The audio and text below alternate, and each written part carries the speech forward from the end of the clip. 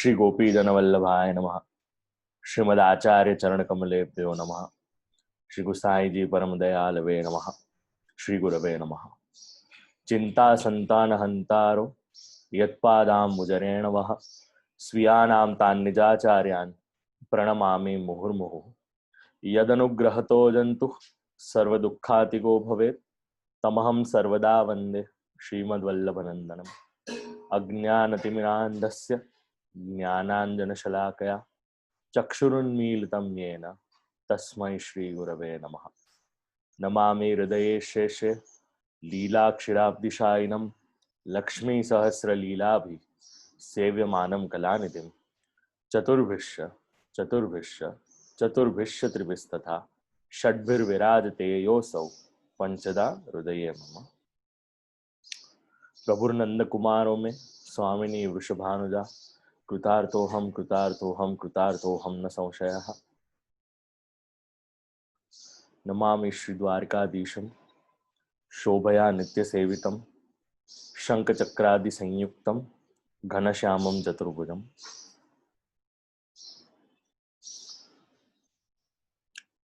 84 વૈષ્ણવોની વાર્તાના ઉપલક્ષમાં આજે આપણે ફરી આ ક્રમ આગળ વધારવાના છે. જન્માષ્ટમીથી લઈને રાધાષ્ટમી સુધીમાં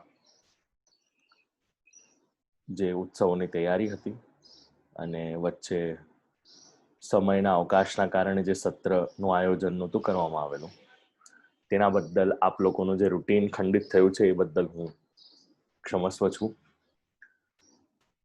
પુનઃ એકવાર 84 વૈષ્ણવોની વાર્તાનું સત્ર જે ગતિશીલ થઈ રહ્યું છે તો એમાં આજની જે વાર્તા છે દિનકર દાસ અને મુકુંદ દાસની, આના પહેલાના સત્રમાં આપણે દિનકર શેઠની અને એના બાદ આપણે એક વાર્તાઓનું રિવિઝન કર્યું હતું.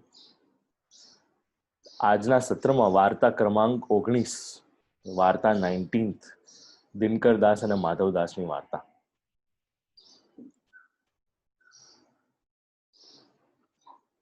દિનકર દાસ અને માધવ દાસની, દિનકર દાસ અને મુકુંદ દાસની વાર્તા.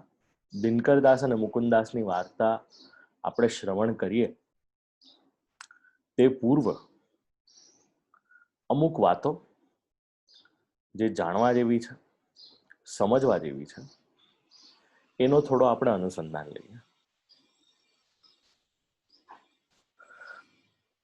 ભગવાન, આપણે શ્લોક બોલીએ છીએ, સચ્ચિદાનંદ રૂપાય વિશ્વોત્પત્યાદિ હેતવે તાપત્રય વિનાશાય શ્રી કૃષ્ણાય વયમ નમઃ. સત, ચિત્ત અને આનંદ, સત્ય, ટ્રુથ, ચિત્ત, ચિત્ત એટલે કે કોન્શિયસનેસ, જેને ચૈતન્ય હોય, જેને એનો અહેસાસ હોય કે હું જીવું છું, એના એક્ઝિસ્ટન્સનું એને આઈડિયા હોય. અને લાસ્ટ છે આનંદ, અલ્ટિમેટ બ્લિસ, બ્લિસ. આ ત્રણ શબ્દ મળે ત્યારે સચ્ચિદાનંદ સ્વરૂપ બને છે, એ આપ સૌ લોકો ખૂબ સારી રીતે જાણો છો. હવે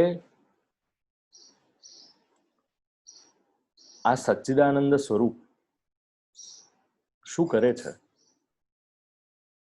તો આ સચ્ચિદાનંદ બ્રહ્મનું જે સ્વરૂપ છે એમાંથી જગતની ઉત્પત્તિ થાય છે. સર્વમ ખલુદમ બ્રહ્મ, તો આ બ્રહ્મમાંથી ઉત્પત્તિ થાય છે જગતની. હવે આ જગત છે શું? આ જગત એક ક્રીડાંગણ છે. વિલિયમ શેક્સપિયર જેમ લખે છે ને, the world is a stage and you are an act, you are a part of a play. બસ આ એક જગત એ ભગવાનનું એક ક્રીડાંગણ છે. It's a play ground, it's a play. તસ્માત એકાકી ન રમતે. ને રમવાની ઈચ્છા થઈ બ્રહ્મને, તો એ બ્રહ્મએ સૃષ્ટિની ઉત્પત્તિ કરી. સૃષ્ટિની ઉત્પત્તિ કરી, તેમાં શું વસ્તુ ને ઇન્ક્લુડ કરવામાં આવી? તો આપ લોકોને 5 તત્વ, પૃથ્વી, જલ, વાયુ, આકાશ અને અગ્નિ, આ 5 તત્વ એ એકત્રિત થાય તો ત્યારે પંચ કહેવાય. અને આ પંચ એકત્રિત થાય અને જે જગત નિર્માણ થાય એને પ્રપંચ કહેવામાં આવે છે. આપ લોકોએ અનેકવિધ વાર આ પ્રપંચ શબ્દ શ્રવણ કર્યો હશે, પણ આ પંચ મહાભૂત એકત્રિત થાય અને આ જ્યારે જગત બન્યું હોય ત્યારે એને પ્રપંચ શબ્દથી જાણવામાં આવે છે.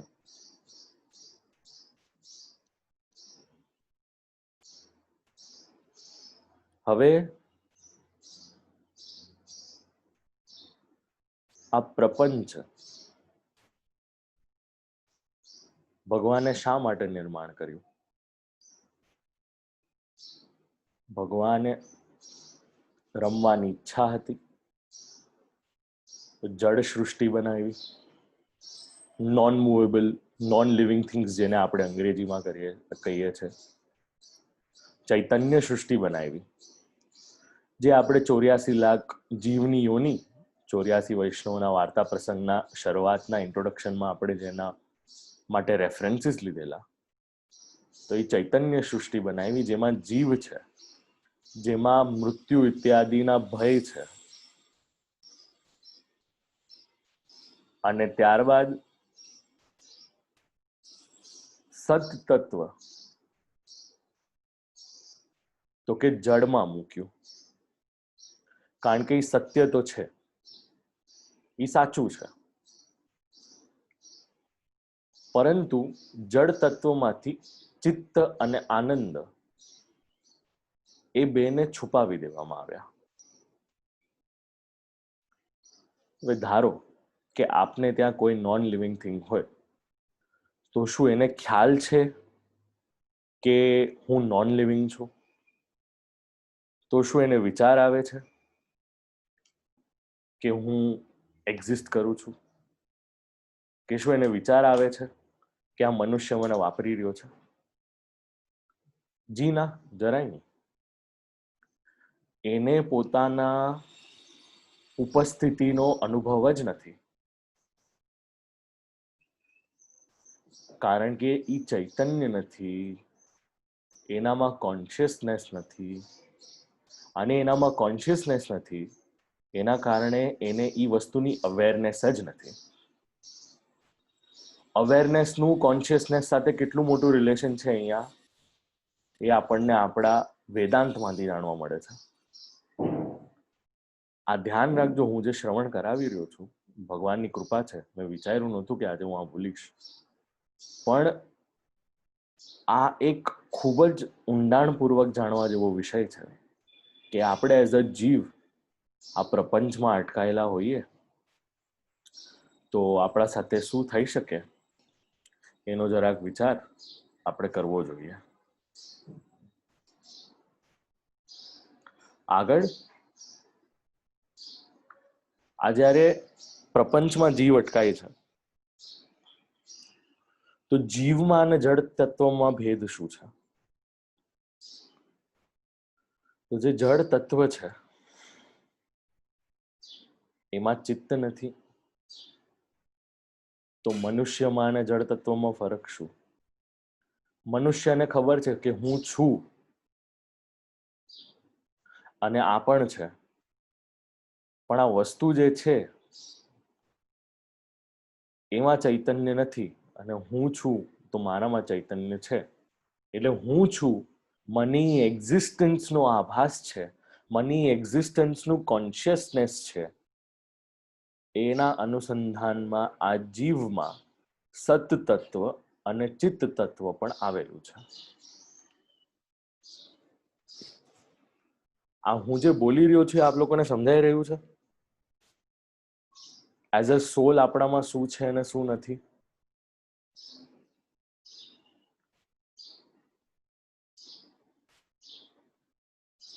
સત, ટ્રુથ, કોન્શિયસનેસ, ચિત્ત, તો આ બે વસ્તુ એક જીવમાં છે. અને એમાં જે ત્રીજી વસ્તુ હતી એ હતી આનંદ, જે તિરોહિત થઈ ગઈ છે, જે છુપાઈ ગઈ છે, જે બહાર એક્સપિરિયન્સ કરવામાં નથી આવતી. અને સમગ્ર સંસારના જીવો કેવલ અને કેવલ આ આનંદના પાછળ ભાગવાનો પ્રયત્ન કરે છે. પછી આપ હો કે હું હો, સમગ્ર સંસાર એક જ વસ્તુના પાછળ ભાગે છે, આનંદની અનુભૂતિ. પણ આ આનંદની અનુભૂતિ લોકોને લાગે કે અધડક ધન સંપત્તિ કમાવામાં છે. ઘણાને એવું લાગે કે આ આનંદની અનુભૂતિ આપણને કેવલ અને કેવલ અમુક વિષયોનો એક્સપિરિયન્સ લેવાથી થાય છે. ઘણાને એવું લાગે કે હું અમુક ટ્રીપ કરું, અમુક રીતે ખાઉં, અમુક રીતે જીવું, તો જ મને આનંદની અનુભૂતિ થાય છે. આજે આપ લોકો ગુલાબ જામુન ખાઓ, એક ખાઓ, બે ખાઓ, 3 ખાઓ, 4 ખાઓ, 5 ખાઓ, 10 ખાઓ, 22 ખાઓ, 24 ખાઓ, એક સમય એવો આવશે કે એના પછી આપ લોકોને ગુલાબ જામુનને અડવાનું પણ ગમશે નહીં. કારણ કે એ વિષય, એનો આનંદ છે, એ કેલ્ક્યુલેટિવ છે, એ લિમિટેડ છે.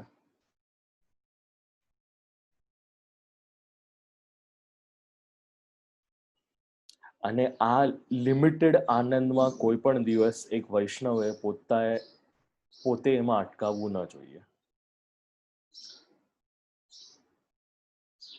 એ ન અટકાવવાનું કારણ શા માટે? એ ન અટકાવવાનું કારણ એક જ કારણોથી, જો તમે અટકાવ તો તમે ત્યાં જ અટકેલા રહો, આપ લોકોની જીવ તરીકેની ઉન્નતિ થઈ જ ન શકે. કારણ કે એ જે વિષયો છે એમાં આપણે આસક્ત થઈએ, એમાં આપણે અટેચ થઈએ, એ વિષયો સુધી જ આપણું એક્ઝિસ્ટન્સ રિસ્ટ્રિક્ટેડ થઈ જાય છે. ઘણા લોકોને લાગતું હશે આ શાસ્ત્રીજી એક તો આવતા નથી અને આવે છે તો પછી વેદાંતની વાતો કરે છે. એની વાતો શા માટે આપ લોકો સાથે કરું છું? કારણ કે આ બ્રહ્મની કરેલી જે સૃષ્ટિ, આ બ્રહ્મની કરેલી જે જગત, આ બ્રહ્મનું જે કરેલું જે કાર્ય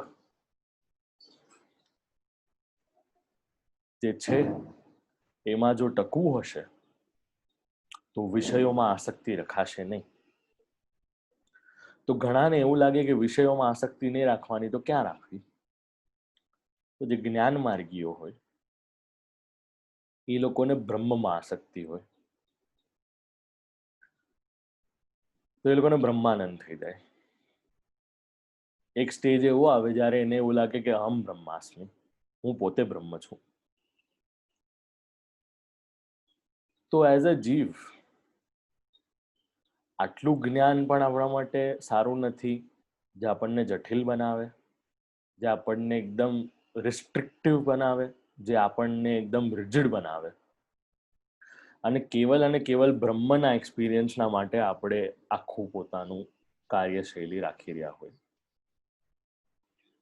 તો જરા આનો વિચાર આપણે કરવો જોઈએ કે શું ખરેખર આપણે આ જ એક્સપિરિયન્સ લેવા અહીંયા બેઠા છે?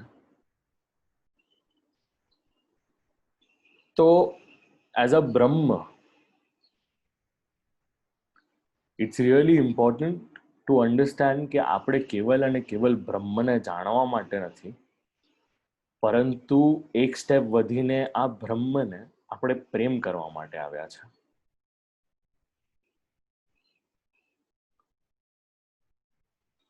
બ્રહ્મને જો આપણે જાણીએ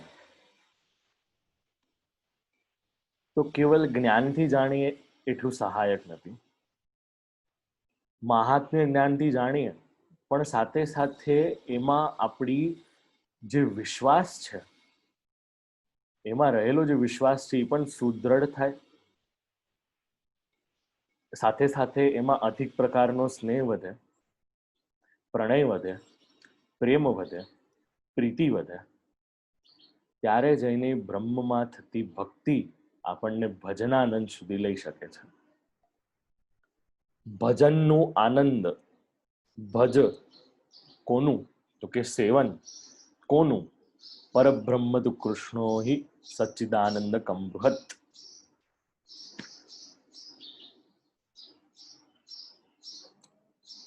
સર્વદા સર્વભાવેન ભજનીયો વ્રજાધિપ. ભજનીયો, આ ભજ શબ્દ અહીંયા પણ આવ્યો.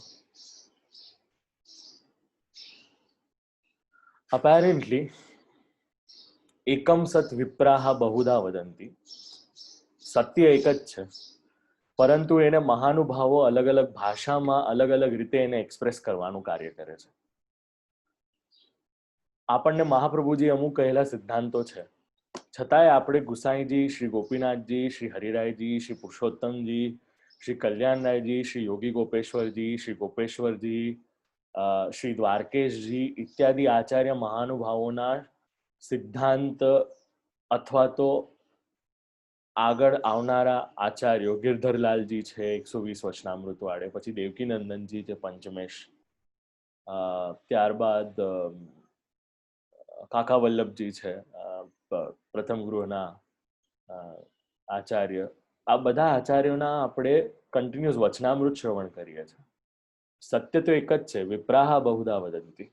અને ત્યારબાદ અમુક જે તેહી સન્માર્ગ રક્ષકા જે શાસ્ત્રીજીઓ હશે એમને કરેલું એ અમુક પોઈન્ટ ઓફ રિસર્ચ હશે. હવે પ્રોબ્લેમ એ છે, સત્ય એક છે પરંતુ એનું કન્ટિન્યુઅસ રિવિઝન આપણા માટે એક્સ્ટ્રીમલી ઇમ્પોર્ટન્ટ છે. એ એક્સ્ટ્રીમલી ઇમ્પોર્ટન્ટ શા માટે છે? કારણ કે એઝ અ જીવ આપણે એ એક ઝોનમાં રહીએ છીએ કે અમુક સમયકાલ સુધી આપણને ભગવાન યાદ છે, પરંતુ જેવા આપણે લૌકિક સ્થિતિમાં આવવા લાગીએ છીએ ત્યારે ભગવાન સાથેનો જે રિલેશન છે એ આપણું તૂટવા લાગે છે. આપણું કમાવાનું જે એક માત્ર ઉદ્દેશ્ય હતું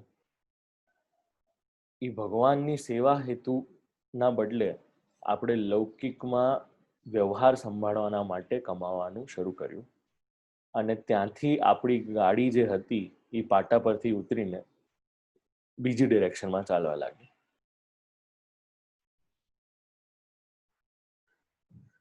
જરા આનો વિચાર આપ લોકો કરો કે એઝ અ જીવ શું ખરેખર આપણા માટે એ અનિવાર્ય છે? હું એમ નથી કહી રહ્યો કે આપ જે કરી રહ્યા છો એને રોકો, એને બંધ કરો.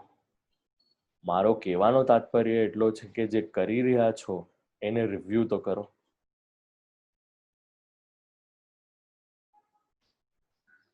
શું આપણું એક્ઝિસ્ટન્સ કેવલ અને કેવલ આપણી ઇન્દ્રિયો, આપણા સેન્સીસના ફૂલફિલમેન્ટ માટે છે?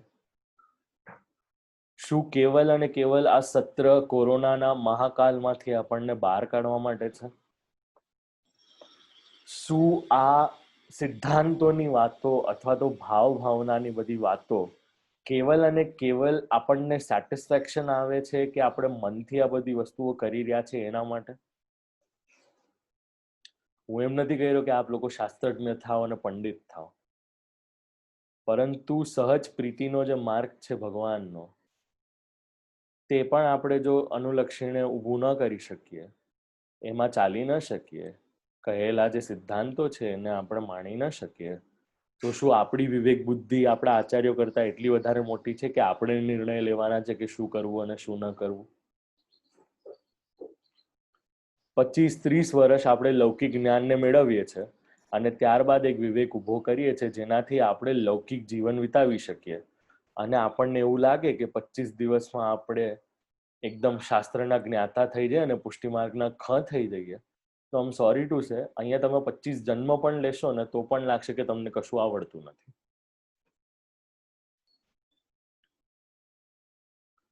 કૃપાના સિવાય એ કક્ષા આપણને મળવી ખૂબ જ અઘરી છે.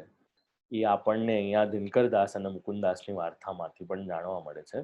દિનકરદાસ અને મુકુંદાસ પૂર્વ જન્મમાં નંદરાયજીના ભાઈઓ હતા. દિનકરદાસ ધરાનંદ હતા અને મુકુંદાસ ધ્રુવનંદ હતા. સમય આવ્યો, કાયસ્થના ઘરે એમનો જન્મ થયો હતો.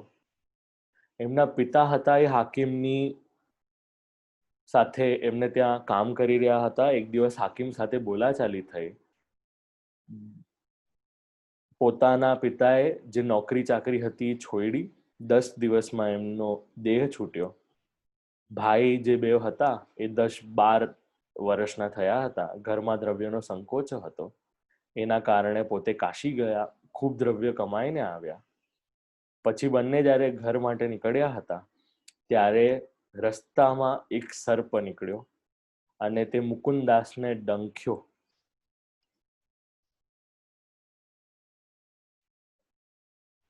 અને જે ડંખ્યો એના કારણે ઝેર ચડ્યું હતું.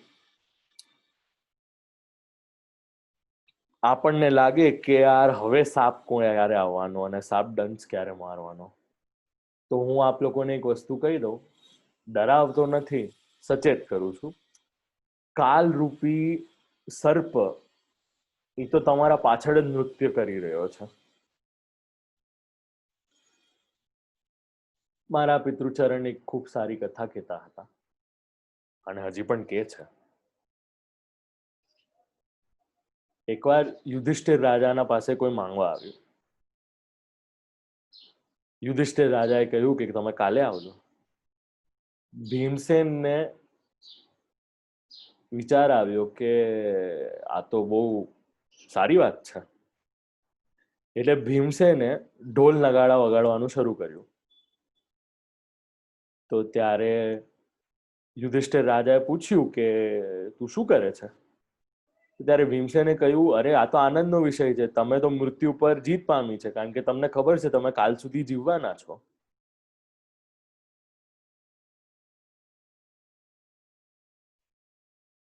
યુધિષ્ઠિરને પોતાની ભૂલ સમજાઈ અને એને વિચાર કર્યો કે આ મેં ખોટું કર્યું. જે માંગવા આવેલા હતા એને અમુક વસ્તુ આપીને પાછા મોકલ્યા. આ કાળ રૂપ જે સર્પ છે એ તો આપના પાછળ જ નૃત્ય કરી રહ્યો છે. તો કોઈને પણ એમ વિચાર આવતો હશે હજી અમુક મારા દીકરા દીકરીના લગ્ન થઈ જાય, એમના પૌત્ર પૌત્રીઓના લગ્ન થઈ જાય, ત્યારબાદ ભગવાનની ઈચ્છા હશે તો હું ધર્મ કરીશ ને હું નવી વસ્તુ શીખીશ. મારું એવું માનવું છે, લર્નિંગ હેઝ નો એજ. શીખવા માટેની કોઈ ઉંમર હોતી નથી. આપણે સમગ્ર જીવન કાંઈક ને કાંઈક નવી વસ્તુ શીખી શકીએ છે. જો એવી ભાવના આપણે રાખીએ તો મારી એવી ઈચ્છા છે, જે વસ્તુ કદાચ મને આ વર્ષે ન શીખાય, ન શીખવામાં આવી હોય, તે હું મારા જીવનના અંત પર્યંત ક્યારે ને ક્યારે શીખી શકું અને એ શીખેલી વિદ્યા શ્રી ઠાકોરજીની સેવામાં અંગીકાર કરાવી શકું. એવો વિચાર જો હોય તો આખું આપણું જે સમગ્ર જીવન છે એ ઉત્તમ કક્ષામાં આવી જાય.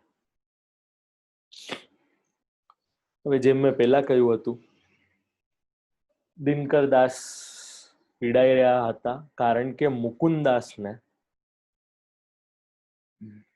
ઝેર લાગ્યું હતું. આચાર્ય ચરણ પુરુષોત્તમદાસ શેઠના ઘરે બિરાજ્યા હતા અને જેમ મેં પહેલા કહ્યું હતું, કૃષ્ણદાસ મેઘનની વાર્તામાં આ બધી વાર્તાઓ ના આવે, પણ અન્ય વાર્તાઓ વાંચો ત્યારે ખબર પડે કે કૃષ્ણદાસ મેઘન કેટલા વિધ વૈષ્ણવો પર કૃપા કરે છે. અહીંયા કૃષ્ણદાસે દિનકરદાસનો જે વિલાપ જોયો, સાંભળ્યો, ભગવદીયનું હૃદય કોમળ હતું, મહાપ્રભુજીનું ની કૃપાથી શ્રી આચાર્ય ચરણનું જે ચરણામૃત હતું, જે પાસે હતું, પાણીમાં ગોળીને તત્કાર આપ્યું તો એનું ઝેર ઉતરી ગયું. આ ચરણામૃતની મહિમા. લૌકિક ઝેર તો જાય જ જાય, પરંતુ આપણે શ્લોક બોલીએ છે ને સવારના પોરમાં ચરણામૃત ધારણ કરવાનો. શું હતું એ શ્લોક? હું ભૂલી ગયો.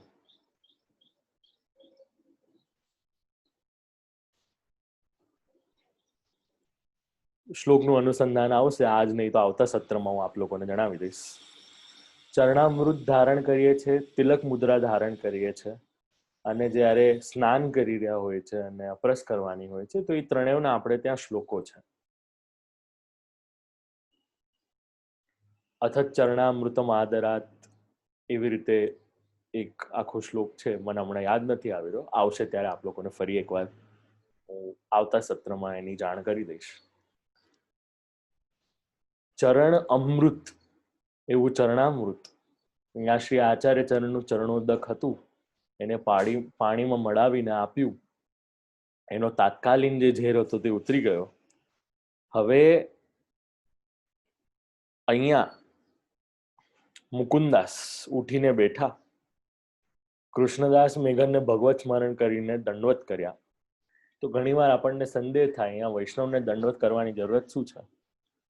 તો અહીંયા મુકુંદાસ કે છે કે દંડવત એના માટે કર્યા છે કારણ કે આપના હૃદયમાં શ્રી આચાર્ય ચરણ બિરાજે છે અને મારા ઉપર કૃપા કરી, નહીં તો આ સંસાર સમુદ્રમાં હું પડ્યો હતો, આચાર્ય ચરણને જાણી ન શકત, મારો જીવ પણ ન બચત.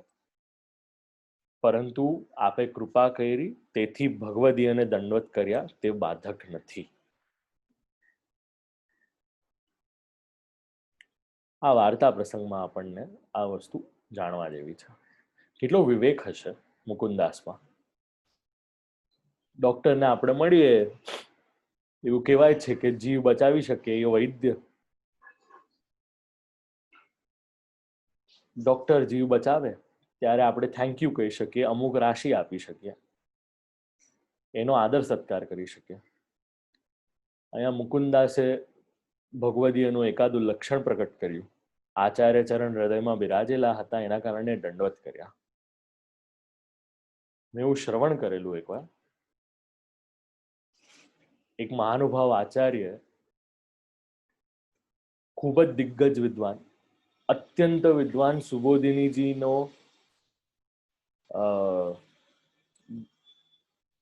અધડક પરિશ્રમ કરીને જ્ઞાન પ્રાપ્ત થયેલું હતું અને અનેકવિધ સુંદર વચનામૃત કરેલા હતા. ઠાકોરજીની કૃપાથી એ આચાર્યના વચનામૃત હવે થોડા પ્રગટ પણ થઈ રહ્યા છે. એક સમય એવો આવ્યો, એક આસને આપશ્રી કંઈક ગોતી રહ્યા હતા. કોઈક સુબોધિનીજીની કારિકા સમજાતી ન હતી અને બિરાજમાન બાજુના વલ્લભકુલના આચાર્ય સાથે આપનું કોઈક ડિસ્કશન ચાલી રહ્યું હતું. સામે સાધારણ એક વૈષ્ણવ ઊભી હતી. એક બા હતા જેમને 4 ચોપડી ભણ્યા પણ ન હતા. તો પેલા આચાર્યએ કહ્યું કે આપણે એમને પૂછે. તો મારા શ્રીએ ડોકરીને બોલાવ્યું અને પૂછ્યું, તને આમાં કઈ ભાન પડે છે? ભાષા એવી જ હતી. તો એ જે ડોકરી હતી, એ જે બા હતી, એમને 84-252 વૈષ્ણવોના રેફરન્સથી મહાપ્રભુજીની જે સુબોધિનીજી જે કારિકા હતી એને સમજાવી. ત્યારબાદ ઓલા આચાર્ય અચંબિત થયા અને એને કહ્યું, તે મને જ્ઞાનનો પ્રકાશ આપ્યો, એટલે હું તને દંડવત પ્રણામ કરું છું. એટલા નિખાલસ હતા, એટલા નિખાલસ હતા. આને કહેવાય ઓપનનેસ, આને કહેવાય ભગવદીય માટેનો સ્નેહ. આચાર્ય તરીકે આચાર્ય પોતાના શિષ્યને દંડવત પ્રણામ કરે એ તો આપણા માટે અપરાધ છે, પરંતુ અહીંયા નિખાલસતા એટલી હતી કે ભગવદીયમાં રહેલા શ્રી આચાર્ય ચરણને એ આચાર્ય દંડવત પ્રણામ કર્યા હતા.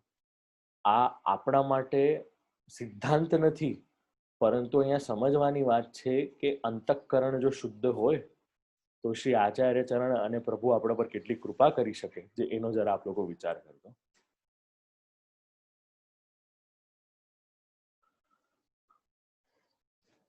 આગળ કૃષ્ણદાસ મેઘને કહ્યું કે આચાર્ય ચરણને કહેશો નહીં. ભલે ત્યારે આચાર્ય ચરણ પાસે શેઠ પુરુષોત્તમ દાસને ત્યાં બિરાજતા હતા. કૃષ્ણદાસ કાર્ય માટે ગયા હતા. મુકુંદાસે કહ્યું આચાર્ય ચરણ શરણે લો, શરણે ચાલો. દિનકરદાસે કહ્યું આચાર્ય ચરણ કોણ છે? મુકુંદાસે કહ્યું કે સાક્ષાત ભગવાન છે. બેઉ ભાઈઓ સામે આવ્યા. આચાર્ય ચરણને દંડોત કર્યા, વિનંતી કરી, અમે મહાઅપરાધી છીએ, સંસારના દુઃખમાં છીએ, અમારો ઉદ્ધાર કરો. આચાર્ય ચરણને કહ્યું કે તમે કાયસ્થ છો, પુષ્ટિ માર્ગ કેમ સધાશે? મુકુંદાસે કહ્યું કે મહારાજ આપની કૃપા હશે તો સધાશે. આપની કૃપાથી તો શૂદ્ર અને ચાંડાલ, શુદ્રાદ્યુધૃતિક્ષમ, આપણે જે મહાપ્રભુજીના માટે નામ શ્રી ગુસાઈજી પ્રભુચરણે ઉલ્લેખ કર્યો છે, તો શુદ્રાદિનો પણ જો ઉદ્ધાર, ચાંડાલનો પણ ઉદ્ધાર. રહેલો એક અજગર હતો જે પૂર્વજન્મમાં ગુરુ હતો, આચાર્ય ચરણે તેનો પણ ઉદ્ધાર કર્યો.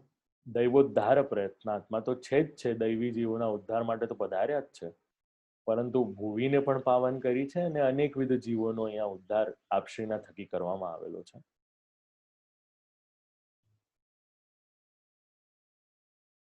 પંડિતો પણ સેવક થાય, શુદ્ર ચાંડાલો પણ સેવક થાય. અને એવું કહેવાય છે ગુસાઈજીને એક દિવસ કોઈ જીવ ન મળ્યા હતા તો બે પક્ષીને પણ અંગીકાર કર્યા હતા.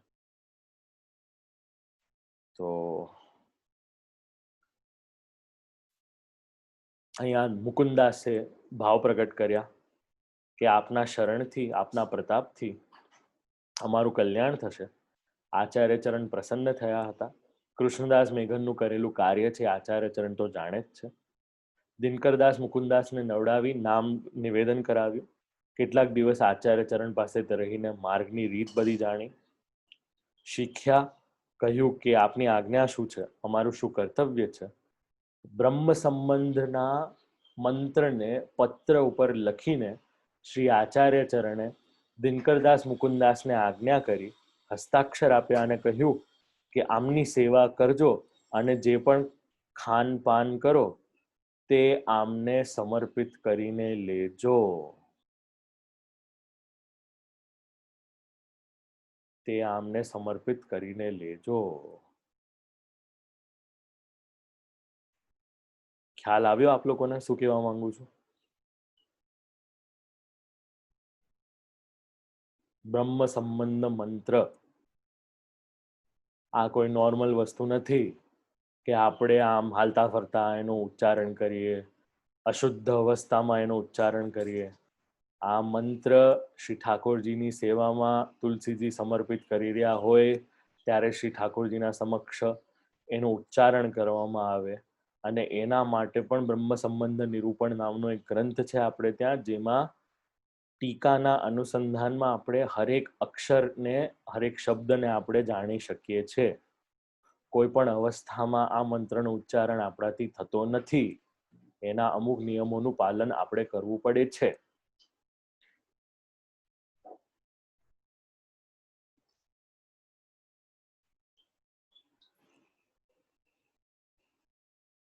હવે બંને ભાઈઓ જે હતા ઘરે આવ્યા. પોતાના ઘરે આવ્યા, સ્ત્રીજનને રસોઈ કરી ભોગ ધરી અલગ ધરી દે, કેમ કે દૈવી ન હતી. શ્રી આચાર્ય ચરણના સેવક થવાનું મન નથી. શ્રી આચાર્ય ચરણની કૃપાથી જે ચરણામૃત મળ્યું હતું એના કારણે મુકુંદાસ કાયસ્થ હોવા છતાં વેદ પુરાણ ઇત્યાદિ કંઠસ્થ થયા, કંઠાગ્ર થયા.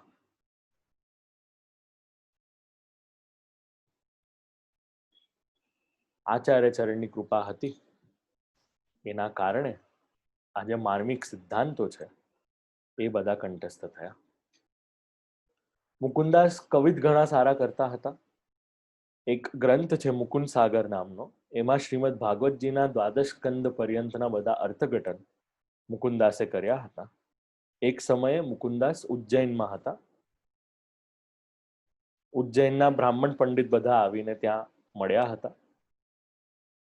કહ્યું કે અમે તમને ભાગવતજી શ્રવણ કરાવીએ.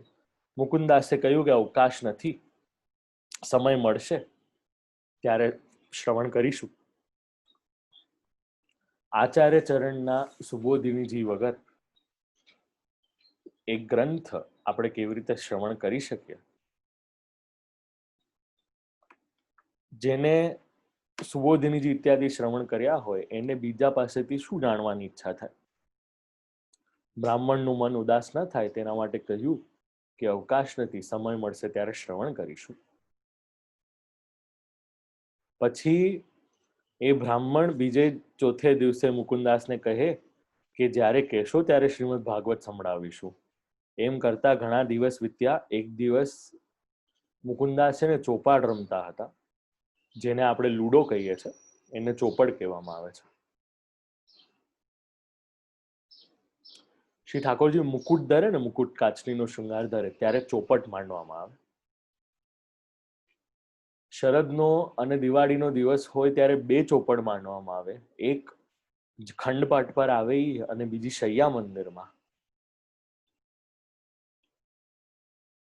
આપણે ત્યાં શૈયા મંદિરનો આખો એક પ્રકાર છે, જે બહુ વૈષ્ણવોને કહેવામાં આવતો નથી.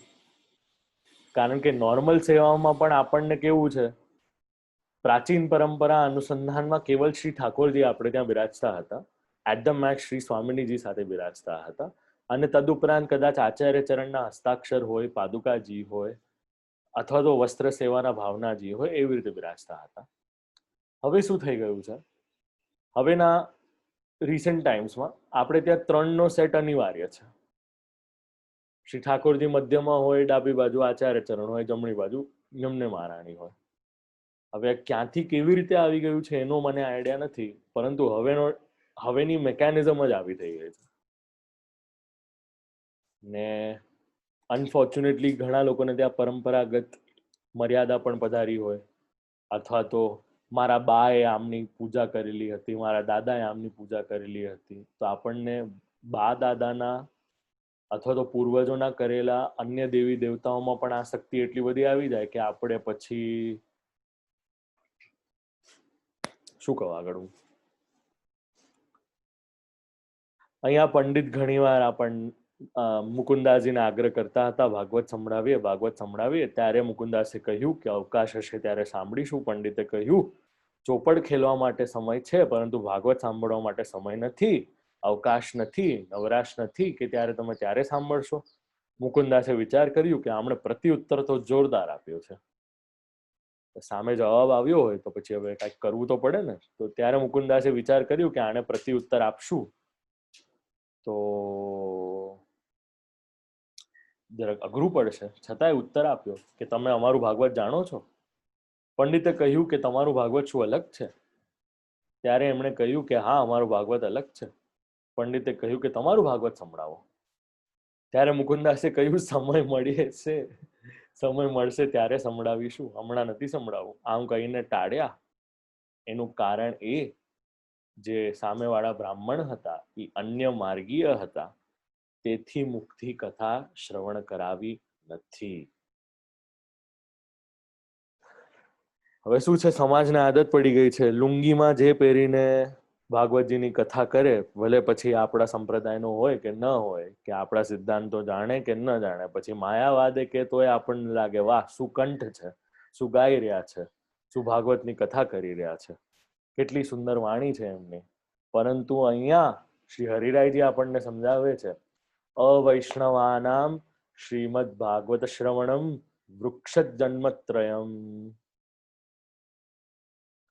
અવૈષ્ણવથી શ્રવણ કરેલું શ્રીમદ ભાગવતજીના કારણે આપણને અપરાધ લાગે છે અને 3 જન્મ વૃક્ષના લેવા પડે છે. પુષ્ટિમાર્ગીય વૈષ્ણવને દોષ લાગે છે. જીવને ઘણીવાર એવો સંદેહ થાય, પણ ભગવાન નામમાં તો બધાનો અધિકાર છે. જીન હા, ભગવાન નામમાં બધાનો અધિકાર છે. અજામિલ જેવા પતિત ને પણ નારાયણ શબ્દથી જો ઉદ્ધાર થઈ શકે છે. પ્રહલાદજી કૌમાર અવસ્થાથી ભગવાનનું અનુસંધાન રાખીને ભગવાન નામ લે છે. તો શું આ ભગવાનના અન્ય માર્ગીય પાસેથી શ્રવણ કરાય કે ન કરાય?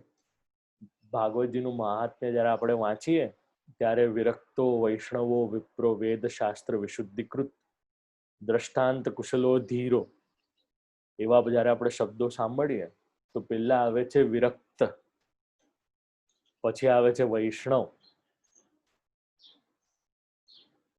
ત્યારબાદ શબ્દ આવે છે વિપ્ર, એના પછી શબ્દ આવે છે વેદ શાસ્ત્ર વિશુદ્ધિકૃત, જેને વેદ શાસ્ત્રનું જ્ઞાન હોય. ત્યારબાદ આવે છે દ્રષ્ટાંત કુશલો, કેવલ ગાઈને સંભળાવે નહીં, અપિતુ તમને એક્ઝામ્પલ્સ આપીને બધું સમજાવે, કોટેશન્સ આપે, શાસ્ત્રીય પદ્ધતિ અનુસાર આપ લોકોને જે જ્ઞાન દે, દ્રષ્ટાંત કુશલ. અને ત્યારબાદ છે ધીર. હા, ધીરતા ઇવેન્ચ્યુઅલી આવે છે, કે એકદમ પહેલા જ દિવસે વ્યાસપીઠ પર બેઠા અને તમને ધીરતા આવી ન જાય, એના માટે સમય લાગે છે, એના માટે તપશ્ચર્યા લાગે છે, એના માટે મંત્ર સાધના લાગે છે, એના માટે ગુરુની કૃપા લાગે છે. આ બધાનું સંમિશ્રણ થાય, ભગવત કૃપા થાય, ત્યારે જ એને કોઈક વ્યક્તિ ધીર થાય છે અને વ્યાસપીઠ પર બેસવા યોગ્ય થાય છે. આજે શું થઈ ગયું છે, કથાનું રૂપ શું થઈ ગયું છે? બે વાજિંત્ર હોય, એ ઝાંઝ વગાડતા હોય અથવા તો નારદજીના જેમ વગાડતા હોય, માથે એકલો ટોપલો પહેરી લે એટલે લોકોને લાગે આ ચાલો ભાગવત કથા થઈ ગઈ, નંદ ઘેર આનંદ ભયો, જય કનૈયાલાલ કી. અહીંયા ભાગવતજીને સમજવા હોય ને તો આપ લોકોને રૂપરેખા કહું નહીં, 12 સ્કંદ, એના ઉપરનો ભાગવતાર્થ પ્રકરણ, સાથે સાથે પહેલા, બીજા, ત્રીજા, અમુક અંશ ચોથાના, દસમાના અને એકાદશ સ્કંદના શ્રી સુબોધિનીજી. હવે સૂક્ષ્મ ટીકા ઉપલબ્ધ નથી, પણ એના કંઈક 28 શ્લોકો પહેલા સ્કંદના ઉપલબ્ધ છે, તો સૂક્ષ્મ ટીકા, દસમા સ્કંદની અનુક્રમણિકા, જ્યાં જ્યાં સુબોધિનીજી છે એના ઉપરનો રહેલો પ્રકાશ અને ટિપ્પણી, ટિપ્પણી શ્રી ગુસાઈજી કૃત અને પ્રકાશ પુરુષોત્તમજી કૃત. અને જ્યાં જ્યાં સ્કંદ પર ઉપલબ્ધ નથી ત્યાં બાલ પ્રબોધિની નામની ગિરધરજીની ટીકા. આના સાથે સાથે યોજના અને લેખ નામની પણ બે પ્રકારની ટીકા છે, એ શ્રવણ કરવી પડે. સાથે સાથે ષોડશ ગ્રંથ, પુરાણ સાહિત્ય, સ્કંદ પુરાણ, વિષ્ણુ પુરાણ, બ્રહ્મવૈવર્ત પુરાણ ઇત્યાદિ બધા પુરાણોનું સાહિત્ય, સાથે સાથે જો ષટ શાસ્ત્રમાં પણ પ્રવેશ હોય, ન્યાય, જ્યોતિષ, વ્યાકરણ, નિરુક્ત, છંદ ઇત્યાદિમાં, એનું અનુસંધાન, નારદ પંચરાત્ર, મહાભારત અને વાલ્મીકી રામાયણ, આ બધાનું સંમિશ્રણ કરો ને ત્યારે જઈને ભાગવતજીમાં કઈક પ્રકારની ગતિ કોઈકની થાય છે. અને આપણને લાગે કે કોઈકનું ભાષાંતર કરેલું ભાગવતજી આપણે વાંચીએ, ઓહો હો હો, આ તો કેટલું સુંદર છે. કોઈ પણ વસ્તુને જાણવી હોય છે ને એના માટે એને પ્રેમ કરવો જરૂરી છે. અને આ વસ્તુ મને ગોલોકવાસી પૂજ્ય શ્રી પ્રદ્યુમ્ન શાસ્ત્રીજી કહેતા હતા. ભાગવતને જાણવું છે, ભાગવતમાં પ્રેમ કરવો પડશે. આવું છે કઈક શ્રીમદ ભાગવતજીનું સ્વરૂપ. અને આપણે અન્ય વૈષ્ણવ પાસેથી સાંભળીએ, જે વૈષ્ણવ નથી એના પાસેથી આપણે શ્રવણ કરીએ, એને આપણા માર્ગ માટે શું હોય? એ તો જે જગ્યાએ જાય એ પ્રકારની જયકાર કરે. અન્યાશ્રય અને આશ્રયનો ભેદ જેને ખબર નથી, એના પાસેથી આપણે શ્રીમદ ભાગવતજીના તત્વને શ્રવણ કરવાનો અવસર પ્રાપ્ત થાય. ભાગવતજીનો આદર આપણે રાખવું જોઈએ, પરંતુ શું આપણે ખરેખર શ્રવણ કરવું જોઈએ એનો વિચાર કરવા જેવો છે. જેને શ્રી આચાર્ય ચરણના શ્રી ચરણનો આશ્રય, નાશ્રિતો વલ્લભાધીશો નચ દ્રષ્ટા સુબોધિની, ના રાધમ રાધિકા નાથો વૃથા તજન્મ ભૂતલે. જન્મ વૈફલ્યાષ્ટકમના શ્લોકમાં શ્રી હરિરાયજી ખૂબ સુંદર આજ્ઞા કરે છે. આપ લોકો તો ખૂબ સારી રીતે એને જાણો છો. ગરુડ પુરાણ વૈદિક ક્રમના અનુસંધાનમાં તમારે ત્યાં કોઈની મૃત્યુ થાય અને ઈ શ્રવણ કરાવવામાં આવે છે, એને અલગથી આપણે ત્યાં વાંચવાની એક પરિપાટી નથી. છતાં એના માટે કોઈક જાય, કોઈ જીવ જાય એના શ્રેયાર્થે એક વૈદિક ક્રમના અનુસાર શૌત સ્માર્ત કર્મના અનુસંધાનમાં ગરુડ પુરાણની આખી વાર્તા આવે છે. અને જનરલી જ્યારે કોઈનું મૃત્યુ થાય ત્યારે આપણે ત્યાં કોઈ પણ પ્રકારનું સંસ્કૃત સાહિત્ય વાંચવામાં નથી આવતું. એટલે એવું કહેવાય છે કે એ દિવસોમાં પુસ્તકોનો આપણે સ્પર્શ નથી કરતા, પરંતુ હવે ઈ ફોર્મેટમાં આપણે જે પ્રાકૃત ભાષામાં છે, એટલે વ્રજ ભાષામાં ઇત્યાદિ કોઈ પુસ્તકો હોય તો આપણે એને જાણી અને વાંચી શકીએ છીએ. મર્યાદામાં મુક્તિ ફળ છે. પુષ્ટિ માર્ગમાં એકાંગી પુષ્ટિ ભક્તિ એ મુખ્ય ફળ છે. આચાર્ય ચરણના આશ્રયથી થાય, અન્ય આશ્રયથી થાય નહીં. હૃદય કમળ, એમાં આશ્રય પ્રેમ સાધના ધર્મ ભગવાનમાં બિરાજવાનું જે ઠેકાણું જે સ્થાન છે એ નિર્મલ બને. આચાર્ય ચરણ સંબંધી આનંદ મળે. આચાર્ય ચરણના સંબંધથી આપણને શ્રી ઠાકોરજીના દર્શન કરવાનું સુખ પ્રાપ્ત થાય. અને આ જે શ્રવણેન્દ્રિય છે, દુઃખ સુખ હૃદયમાં જે જાય છે, તો અન્ય માર્ગીય પાસેથી આપણે શ્રવણ કરીએ તો શું ખરેખર આપણો દાસ ભાવ ઉત્પન્ન થાય છે કે નહીં, એનો પણ જરા વિચાર કરવો જોઈએ.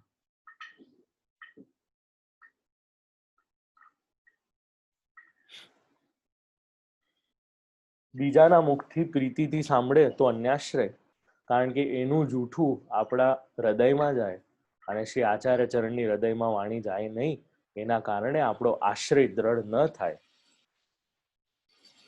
અહીંયા મૌનમ સર્વાર્થ સાધકમના ન્યાયથી મુકુંદાસે જે મૌન રાખ્યું હતું એના કારણે અન્ય માર્ગીયના સામે પોતાનો ભગવત ભાવ પ્રકાશિત ન કર્યો, છુપાવેલો રાખ્યો. મુકુંદાસ ચોપડ એટલા માટે રમવા લાગ્યા તાકી લૌકિકના કારણે અલૌકિક ઢાંકી જાય, એના કારણે કન્ટિન્યુઅસ ચોપડ રમવા લાગ્યા. અને અહીંયા આવેલા જે અન્ય માર્ગીય બ્રાહ્મણ હતા, વિપ્ર હતા, એમને ટાળ્યા છે તાકી પોતાનો જે ધર્મ છે એ ગુપ્ત રહે. એક સમય આવ્યો સૂર્યગ્રહણનો. આજકાલની પ્રજાને એક્લિપ્સથી બહુ મોટો પ્રોબ્લેમ છે. અરે it's okay if I look at the eclipse with my true eye. Fine, you can look at the eclipse by your true eye. However, there is something which is invisible, which is called as the impact of time, impact of environment, impact of metaphysical things in your own life. જે ઘણી વસ્તુ આપણને દેખાતી નથી, અનુભવાતી નથી, એનો અર્થઘટન એમ નથી કે એની અસર આપણા પર થતી નથી. પવન દેખાતો નથી, પરંતુ પવનમાં જો આપણે કન્ટિન્યુઅસલી રહીએ તો આપણા છાતીમાં પવન ભરાઈ જાય, વાયુ ભરાઈ જાય.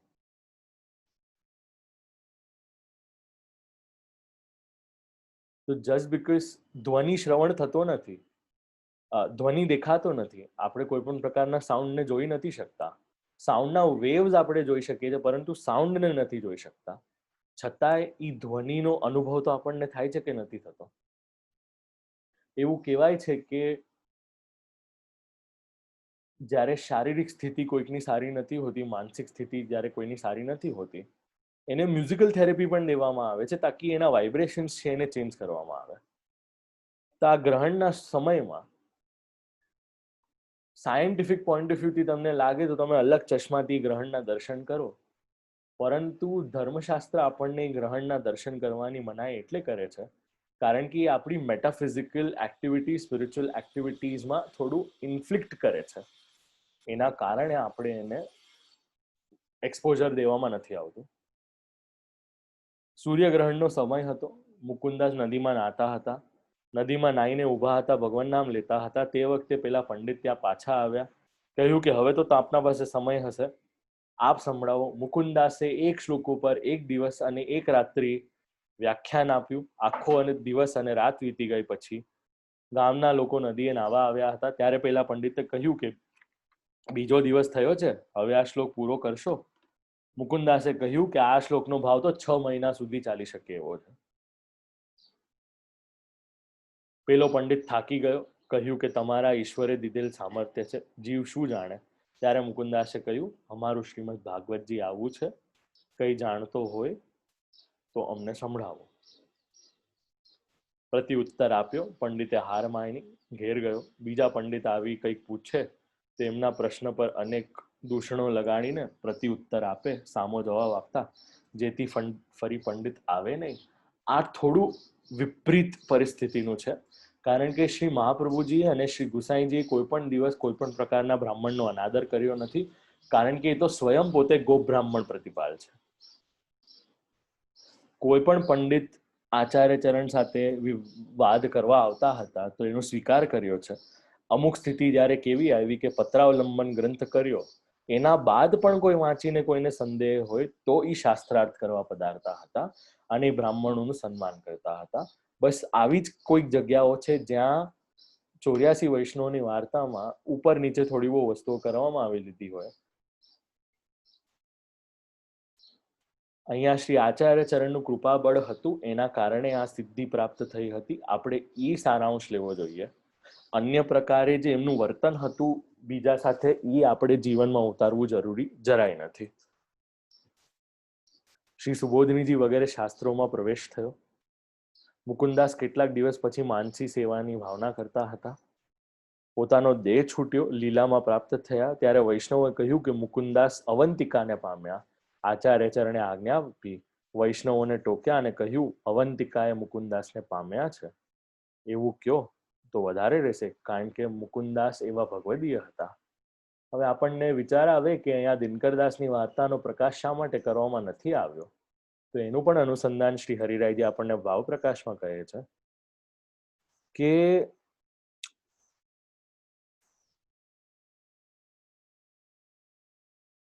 જે દિનકરદાસ હતા એ તો 3 મહિનામાં જ લીલા પ્રાપ્ત થઈ ગયા હતા, કારણ કે એમને વિરહ એટલો થયો હતો. શ્રી ઠાકોરજીનો વિરહ એટલો થયો, એના કારણે ઠાકોરજી એમની ગતિ કરી. તો આ લોકોને નોર્મલી સમજાશે નહીં, કારણ કે લોકોને લાગે છે કે મૃત્યુ એ બહુ મોટી વસ્તુ છે. હું માનું છું મૃત્યુ બહુ મોટી વસ્તુ છે, પરંતુ મુક્તિ અને અહીંયા આશ્રય સિદ્ધ થતો હતો. શ્રી ઠાકોરજીનો આશ્રય મળી રહ્યો હોય તો મૃત્યુ તો કેવલ અને કેવલ માત્ર નિમિત્ત છે. સંસારી લોકો તીર્થમાં જવાની ઈચ્છા રાખે છે, પરંતુ જે આપણે કૃષ્ણાશ્રયમાં તીર્થ ઇત્યાદિમાં ગંગાદિ તીર્થ વર્યેશુ દુષ્ટૈરેવા વૃતેષ્વિહ તિરોહિતાર્થ દેવેશુ કૃષ્ણ એવ ગતિર્મમા. પણ અહીંયા ભગવદીઓનો સ્પર્શ થાય. શ્રી આચાર્ય ચરણ પણ તીર્થમાં સ્પર્શ કરીને તીર્થોને રિવાઇવ કર્યા છે. અહીંયા દિનકરદાસ જે મોટા ભાઈની હતી એનો વિસ્તારમાં કથન કહેવામાં નથી આવ્યું. દિનકરદાસ મહાપ્રભુજીના હસ્તાક્ષર બ્રહ્મ સંબંધના જે પ્રકાર હતો એ વાંચીને રોજ માથું પીટતા હતા, રડતા હતા કે લીલામાં નંદરાયજીના ભાઈ અને હવે ક્યાં આવવું પડ્યું સંસારમાં. તો એનો વિચાર કર્યો, વિરહ તાપથી દેહ છૂટ્યો. એવી જ રીતે મુકુંદાસનો પણ દેહ છૂટ્યો. ભગવાન કરે અંત સમય આવે અને આપણે ભગવાન સેવા, ભગવાન નામ લેતા રહીએ, એ વિજ્ઞપ્તિથી આપણો દેહ છૂટે. બાકી આ પ્રપંચ પંચમહાભૂતનું બનેલું શરીર, એમાં જીવ અટકાયો છે. હજારો વર્ષ પછી આ જીવ, હજારો વર્ષથી વિખૂટો પડેલો આ જીવ, એના મનુષ્ય દેહ મળ્યું, સાથે સાથે વૈષ્ણવત્વ મળ્યું. અમુક જીવો જેને બ્રાહ્મણત્વ પણ સિદ્ધ થયું, એના કારણે વૈદિક કર્મ જે શ્રી ઠાકોરજીની સેવાના હતા એ સરળ રીતે કરી શક્યા. આ કેવલ અને કેવલ આચાર્ય ચરણ અને શ્રી ઠાકોરજીની કૃપા બળનું અનુસંધાન છે. આ અનુસંધાનને આપણે રાખીએ. શ્રીમદ ભાગવતજી શ્રીમદ ભાગવત આખ્યોયમ પ્રત્યક્ષ કૃષ્ણ એવહી. પ્રત્યક્ષ ભગવાન શ્રી કૃષ્ણનું સ્વરૂપ છે. અમુક જગ્યાએ મેં આપ લોકોને પહેલા પણ કહ્યું છે, વલ્લભ દિગ્વિજય ગ્રંથ આપ લોકો વાંચો. શ્રી યદુનાથજી કૃત વલ્લભ દિગ્વિજય ગ્રંથ છે, જેમાં શ્રી વલ્લભાચાર્યજીનું જીવન ચરિત્ર જાણવા મળે છે. તો એમાં આપ લોકોને ખબર પડે છે કે શ્રી આચાર્ય ચરણ 3 સ્વરૂપો અને 3 પાતળ અલગ ધરતા હતા. ષોડશોપચાર પૂજનથી ભાગવતજી અને શાલિગ્રામજીનું પૂજન કરતા હતા અને 2 અલગ પાતળ, એક પાતળ એમને ધરતા હતા. અને જીવન પર્યંત મુકુંદરાયજીનું જે સ્વરૂપ, જીવન પર્યંત જે મુકુંદરાયજીનું સ્વરૂપ સાથે બિરાજતું હતું, એમની સેવા કરતા હતા અને એ સેવાના સેવ્ય સ્વરૂપને પણ પાતળ ધરતા હતા. તો શાલિગ્રામજી સ્વરૂપે જે વેદ ધર્મ પાડવાનો હતો, ભાગવતજી જે પ્રત્યક્ષ કૃષ્ણ સ્વરૂપે, વાંગમય સ્વરૂપે છે, અક્ષર સ્વરૂપે છે, એ સ્વરૂપને પણ શ્રી ઠાકોરજી સમક્ષ ગણ્યા છે. શ્રી ઠાકોરજી તુલ્ય ગણ્યા છે અને શ્રી ઠાકોરજી સ્વસેવ્ય તો બિરાજતા જ હતા. આ ત્રણેય સ્વરૂપોમાં કોઈ ભેદ નથી. એ આપણને શ્રી આચાર્ય ચરણના આ ચરિત્રમાંથી આપણને જાણવા મળે છે અને ચરિત્ર જાણીને આપણે કૃતાર્થ થઈએ, ભાગવતજીના વિષયે અનેકવિધ વસ્તુઓ જાણીએ, ભગવદ વિષયોમાં પ્રવેશ કરીએ, ભગવાનથી વિમુખ જે બધા વિષયો છે એનાથી દૂર થઈએ. એ કહી આજની વાણીને આપ લોકોને શ્રી રાધાષ્ટમીના ઉત્સવની આગમની બધાઈ. આવતીકાલે અમારે ત્યાં હશે, આપ લોકોને ત્યાં પરમ દિવસે હશે. તો આપ સૌને ભૂરી ભૂરી બધાઈ.